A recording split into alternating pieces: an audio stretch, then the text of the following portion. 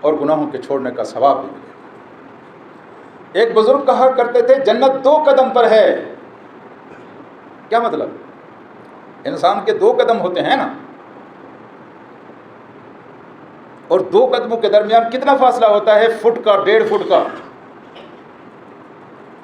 آپ مسجد میں تشریف لے آئے ہیں، یقیناً آپ نے دونوں قدم چھلانگ مار کر تو مسجد میں نہیں رکھے ہوں گے۔ ایک قدم آپ کا پہلے مسجد میں آیا ہوگا، دوسرا قدم پیچھے ہوگا، اور ان 2 قدموں کے درمیان 1 فٹ کا فاصلہ ہے۔ تو اس بزرگ سے کسی نے پوچھا یہ آپ کیا کہتے ہیں کہ جنت 2 قدموں پر؟ انہوں نے کہا میں سوچ سمجھ کر کہتا ہوں کہ 1 قدم اگر آپ نے اپنی خواہشات نفس کے اوپر رکھا ہے تو یوں سمجھے کہ دوسرا قدم آپ کا جنت کے اندر ہے۔ خواہشات نفس کو اپنے اوپر سوار نہ ہونے دیجئے، خواہشات نفس کے اوپر خود سوار ہونے کا ہنر سیکھیے، پھر 1 قدم آپ کا دنیا میں تو دوسرا قدم آپ کا جنت میں ہوگا۔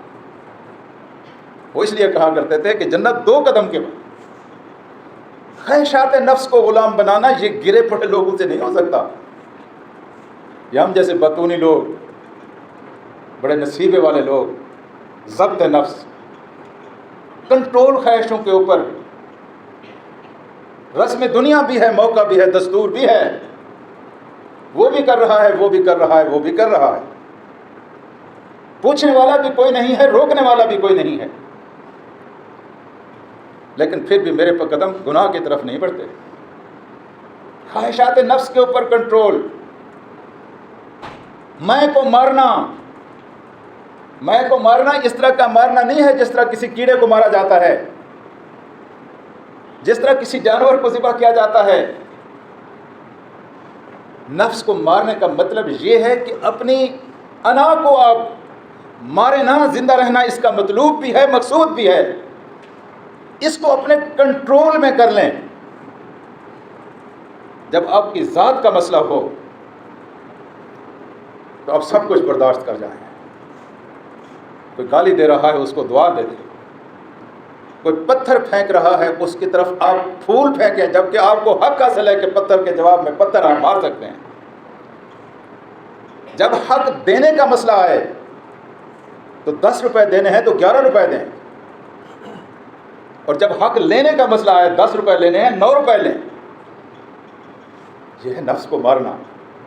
لیکن یہی نفس اگر آپ کی عزت پر کوئی حملہ آور ہوتا ہے تو وہاں آپ چپ رہیں گے؟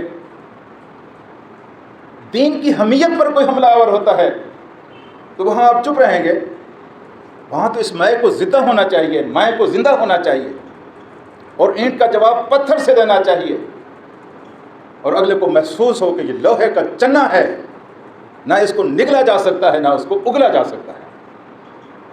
لیکن جب آپ کی ذات کا مسئلہ ہو تو پھر ہر قربانی دے جائیے، جتنی قربانی آپ دیتے چلے جائیں گے۔ بات یہ نہیں ہے کہ جھکنے والوں نے رفعتیں پالیں، ہم خود ہی کو بلند کرتے رہے، بلکہ حقیقت یہ ہے کہ جھکنے والوں کو ہی یہاں عزتیں ملتی ہیں، ظلم سہنے والوں کو جہاں اللہ تبارک و تعالیٰ درجوں کی بلندی عطا کرتا ہے، اور اس کا خوبصورت ماڈل ہمارے پاک رسول صلی اللہ علیہ وسلم ہے۔ میرے عزیز دوستو، یہ سب کچھ اس وقت ممکن ہوتا ہے جب اللہ کی محبت ہمیں مل جائے،